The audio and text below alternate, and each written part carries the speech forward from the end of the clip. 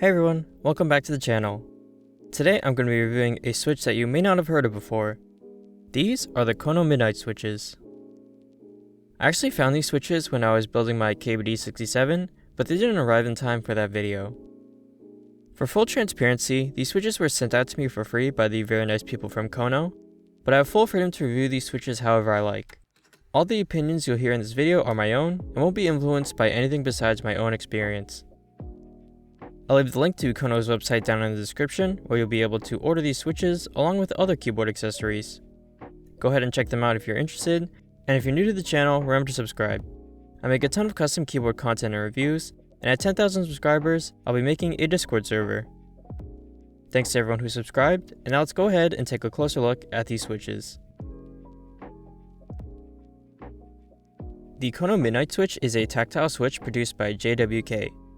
First impressions, these switches look very nice. The transparent blue housing combined with the black stem give it a unique appearance. After using these switches for a while, I have to say that they definitely provide a new and different typing experience than anything else I've tried before. Probably the Midnight's most distinguishable characteristic is that the switch has a shorter than typical travel distance of 3mm. For reference, most of the popular switches feature a travel distance of 4mm. And you can actually see this in action when just pressing down on the switch. Notice how on the Midnight the stem pokes out of the top just a little bit despite being bottomed out.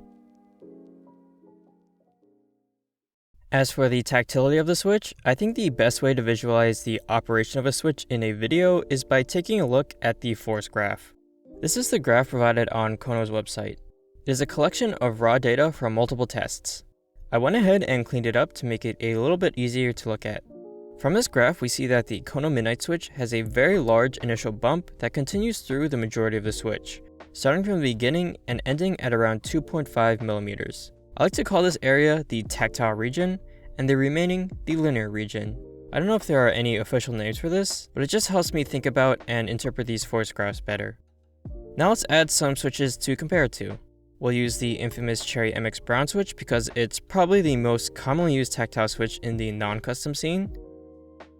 And we'll use the Holy Panda because of its popularity in the custom scene. As we can see, the Kono Midnight and the Holy Panda are very similar when it comes to the tactile region, but the Kono does have a slightly larger amplitude by a few grams and is a bit rounder. For most users, you might not be able to tell much of a difference. However, when it comes to the linear region, you'll see that the Kono Midnight is substantially shorter than the other two. This makes the Kono feel and sound a lot snappier when bottomed out. The snappy feeling may not be for everyone, but if you're looking for some big clacks instead of thocks, these Kono Midnights will give it to you for sure. Now let's open up the switch and take a look at the individual parts. The transparent blue housing is made of polycarbonate. It fits together tight, so I don't think filming is necessary. It is 3-pin, so you shouldn't run into any compatibility issues when installing them. The stem is made of POM. It is pre-lubricated with a custom formula synthetic grease for reduced noise and smooth travel. As always, adding extra lube is entirely preference. I decided not to add extra lube to the switches and instead try them stock. Again, the switch is higher pitched and more clacky, so lubing them can help to deepen the sound. And lastly, the spring. It is 69 grams and gold plated. I would say these springs are a bit taller than your typical ones. Before listening to the sound test, I wanted to quickly give my personal opinion on these switches. The tactile feeling is very good on these. It gives you a lot of feedback up front that I personally feel is desirable. As for the short travel distance, after using them for a while, I kind of got used to it, but not completely. If you're the type of person who doesn't like to bottom out, that's practically impossible with these switches. For me, the typing on this keyboard can be hit or miss at times. Sometimes the tactility is just what I need, and at other times the short bottom out becomes a distracting and unnatural feeling. But if you enjoy bottoming out your tactiles, want a super satisfying bump, and or something clacky, definitely check these out.